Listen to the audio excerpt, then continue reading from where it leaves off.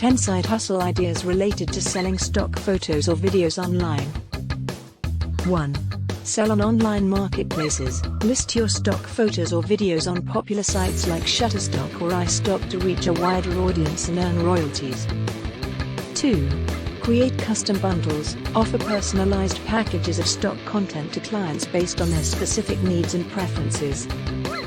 3.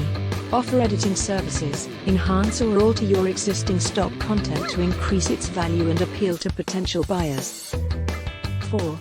Create niche-specific content. Focus on a specific genre or theme to stand out in a crowded market and attract buyers looking for specific types of content. 5. Offer subscription-based access. Create a membership program that gives subscribers regular access to your entire library of stock content.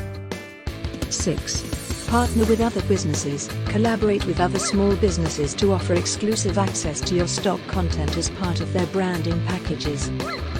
7. Host a workshop. Teach others how to create and use stock content effectively while providing them with access to your own library of content.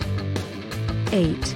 Sell through your own website. Build your own website or blog to showcase your work and sell your stock content directly to customers.